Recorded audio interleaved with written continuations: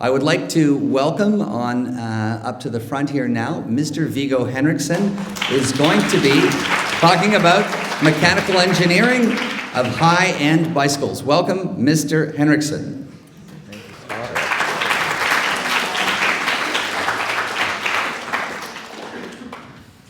Hello, my name is Viggo Henrichsen, and I'll be presenting my Masterworks in the mechanical engineering of a high-end mountain bike today.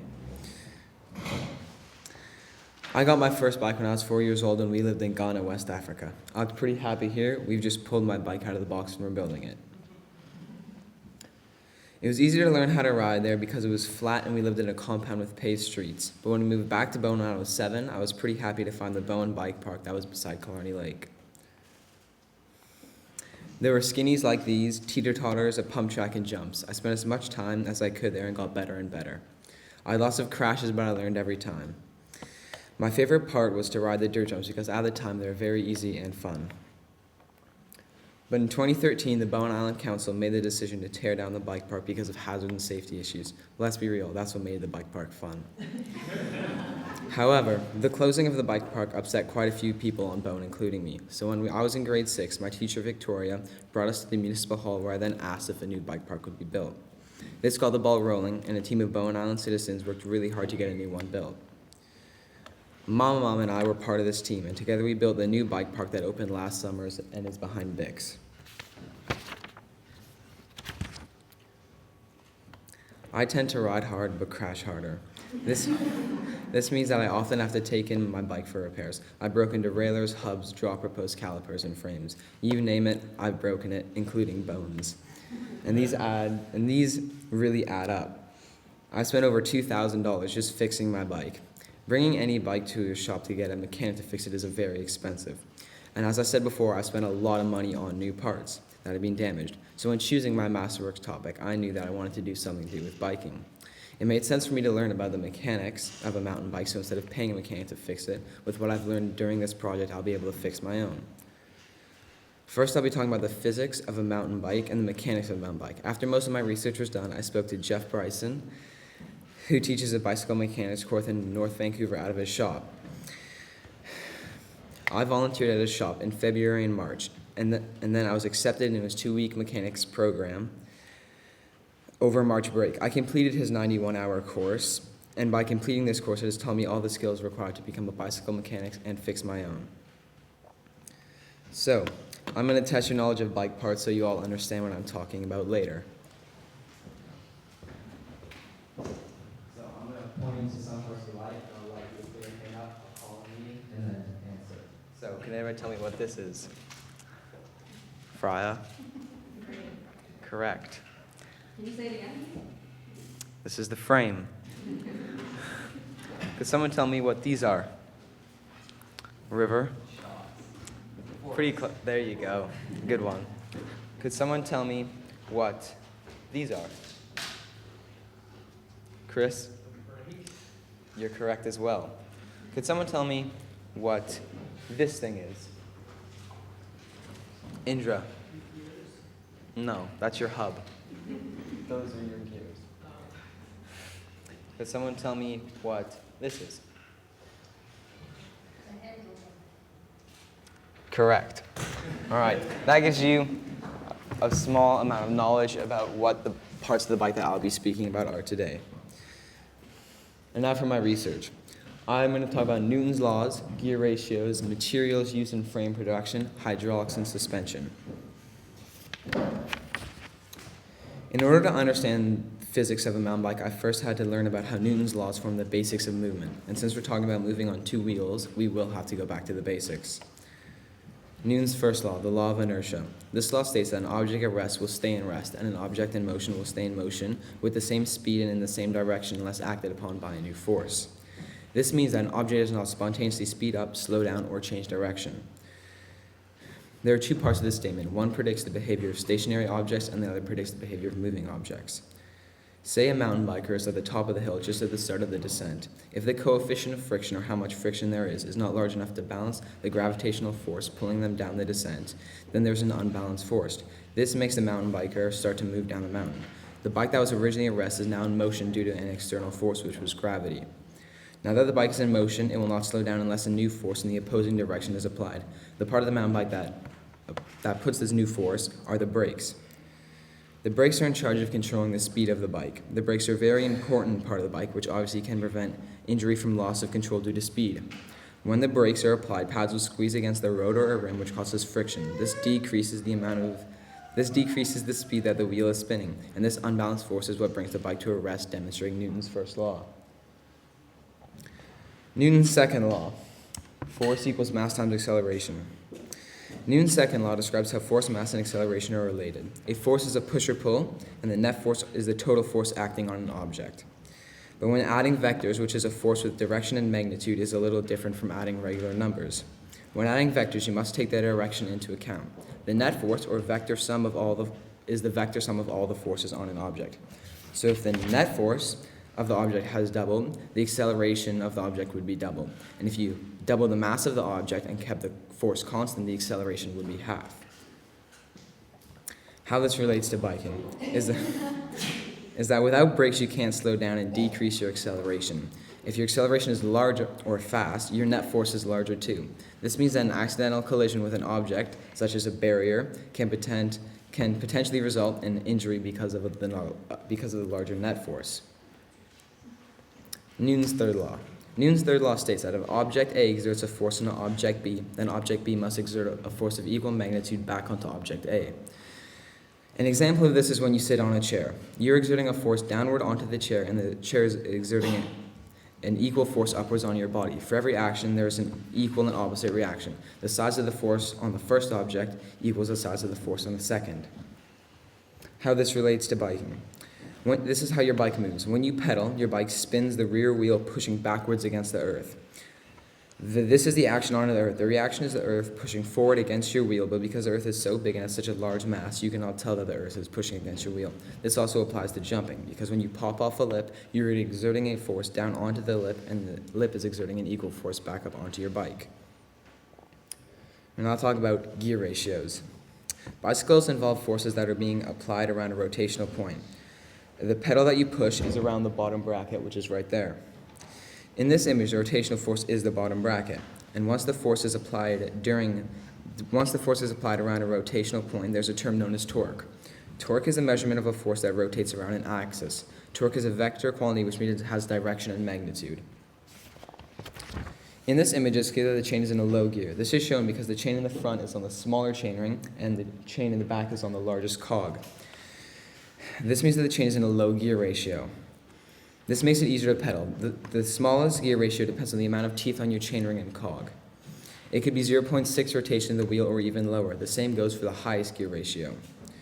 The way to calculate the gear ratio is the number of teeth on the chainring divided by the number of teeth on the rear cog. Since the chain is on a larger sprocket, there will be more torque generated while the same force is being applied. This happens because when the gear is in its largest sprocket, it has a larger moment arm, which increases the amount of torque. As the sprocket size decreases in the back, the gear ratio increases and the amount of torque decreases because of the shorter moment arm. A moment arm is the length between a joint axis and the line of force acting on that joint. Now talk about materials. In mountain bike frames, there are two main materials used. There are aluminum composites and carbon fiber. There are a few other materials used such as titanium and steel, but they're not nearly used as much as aluminum and carbon fiber.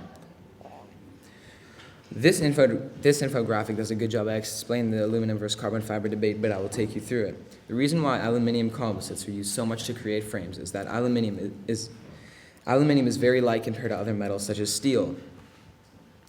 Aluminum is also very resistant to rust, which makes it a desirable material used for bike companies. It's fairly low cost, which is another reason why it's used so often. But although aluminum is more expensive than other metals, it's still a fraction of the cost of carbon fiber. Now for the expensive material, carbon fiber. This material is used in higher-end bike frames. One of the largest benefits of carbon fiber is that it's so much lighter than any other material used in frame production. Carbon fiber is also the stiffest and strongest of all the materials used, thus making it one of the most desired materials. The reason why carbon fiber is so expensive is that the process can take up to 30 hours or more just to create a single frame. And frame fatigue is how long your bike will last. Carbon fiber is the upper hand here because there's a lifelong aspect to it, while aluminum only has a 5 to 10 year aspect. This means that your carbon frame will last you your entire life unless there is damage caused by a fall or dropping it onto something else. Now I'll be talking about hydraulics. In mountain and road cycling, hydraulics are most commonly seen in the braking system. Hydraulics work by using fluids to move or activate an object. Fluids are used because they are not compressible, unlike air. When you pull the lever on your hydraulic brake, it pushes the hydraulic fluid down through the hose and into the caliper. And because these fluids won't compress, it pushes the pistons and the caliper out evenly. There are brake pads beside these pistons, so when the pistons are being pushed out, the pads make contact with the rotor, which creates friction. This slows down the wheel. Hydraulics are also seen on the lever of a RockShox reverb dropper post, unlike the many others that use a mechanical system. I'll now talk about suspension. Many mountain bikes today have both front and rear suspension systems. The suspension lets the wheels move vertically to absorb smaller bumps. This gives the rider the ability to stay in more control during his or her ride. Suspension, once set up correctly, will also help the rider absorb larger impacts. Now we'll talk about the damper. The damper is the system that helps control how fast the springs and suspension are allowed to move, which is important in keeping tires in firm contact with the trail. This spring and damping is called compression. The downward travel of the wheel extends the spring, and shock absorber is called rebound. When the spring is compressed, it stores energy, and without the damping system, this spring will extend and release itself at an uncontrollable rate. The springs and inertia cause the suspension to bounce and overextend itself. I'm talking to you about my process room. Now that I've spoken to you about the mechanics and physics of a mountain bike, it's time to put this research into practice. During October and December, I did my research, and in January, I left with my family to go to New Zealand to test some mountain bikes. During February, I volunteered at the wheel thing to see if Jeff would let me into his shop, and during March, I did his 2-week mechanics course. In late January, I met with Jeff Bryson of the Bike Room and Wheel Thing in North Vancouver. We talked about his mechanics course. I told him about myself, my passion for biking, the bike I rode, and my Masterworks topic. Jeff let me volunteer at his shop for a month and a half to see if my work and attitude were up to his standards. They were. So he ended up accepting me into his 2-week mechanics course throughout March break. During my 2-week mechanics course, I was taught by these 3 guys: Andy, Graham, and Jeff. The majority of these skills were taught by Jeff, but other specifics were taught by Graham and Andy. These guys have a very broad skill set and were very helpful and patient as I learned. I graduated Jeff's course and continue to get a job at Steed Cycles in North Vancouver. Now I'll show you each of the things I learned and how to do a service on the bike. I'll first be going over brake and reverb bleeds, bearing services, suspension services, metal working and threads, the shift system, rim brakes, and wheel building.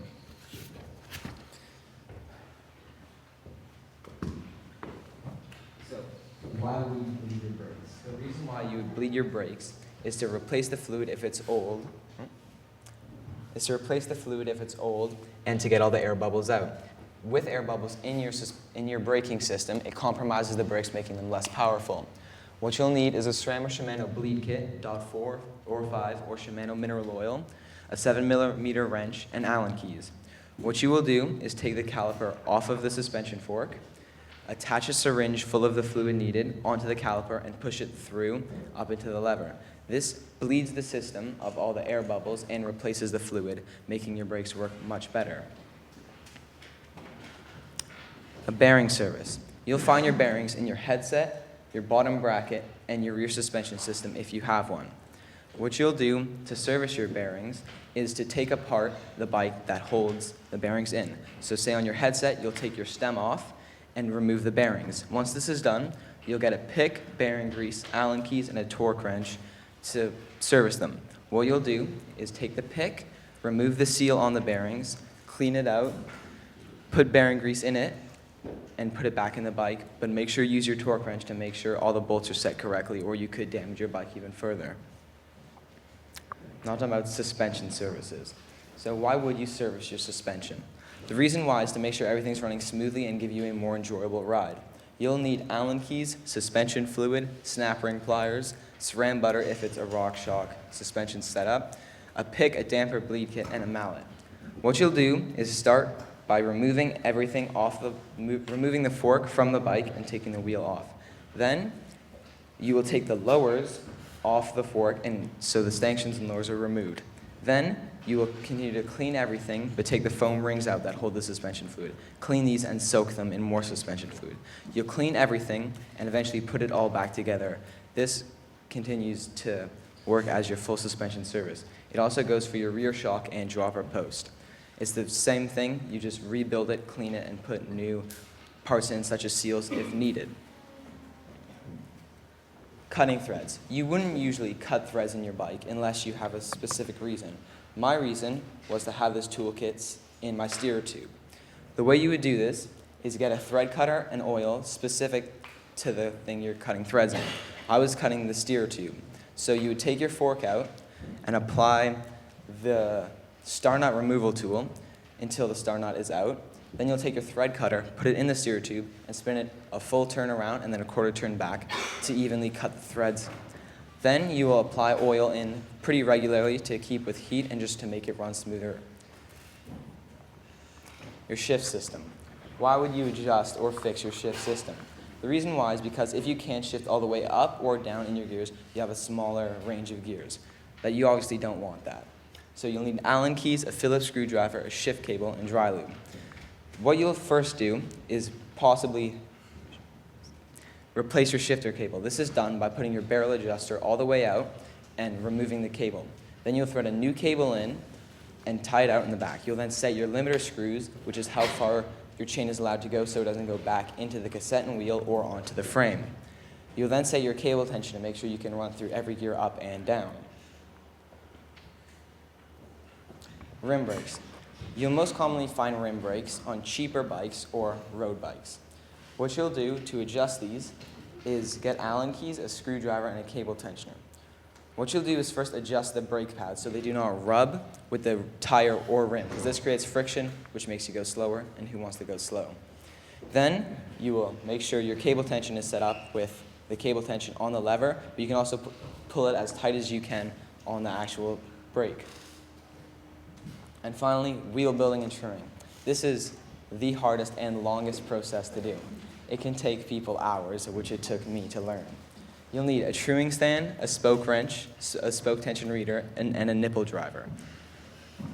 What this is for is you'll first do a ton of measurements on the hub to make sure you have the length of your spokes. Once you have all the measurements done, you'll do the math by yourself if you're good at math, or put into a spoke calculator. Then you'll cut your spokes to size and lace it through your hub and into your rim. You'll then get your nipple driver and attach the wheel very loosely. Then tighten everything to around 10 to 15 on your spoke tension reader until everything is set. Then you'll tighten your truing stand to make sure the pins are closer to the rim, giving it until it rubs onto the rim. Then you will do minor adjustments onto the nipples, and then you'll do minor adjustments on the nipples to make sure the wheel is true. This will take a very long time, and you will have to be very patient to do.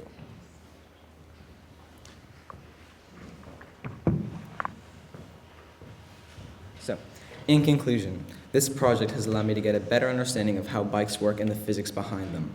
On a more practical side, I have learned the skills necessary to become a bicycle mechanic. This has and will save me money. I've already started a small tune-up business on Bowen Island and continue to get a summer job at Steed Cycles in North Vancouver. Overall, my largest takeaways from this project is the confidence I learned in my own capabilities. I've also met some incredible people who inspired me to take my obsession with biking even further. I would like to thank Charlotte Patterson, my faculty advisor, for making sure I was up to date on all my deadlines and make sure I didn't have any spelling mistakes. I would also like to thank Dan Cowan for checking that my physics information was correct and building the first bike park. I would also like to thank Colin Kerr for giving me tips on how to race, and a big thank you to my parents for paying for my course, and my sister who was the assistant when it comes to repairing bikes. Finally, I would like to thank Jeff Bryson for accepting me into his mechanics course and riding with me, and thank you all for listening to my presentation today.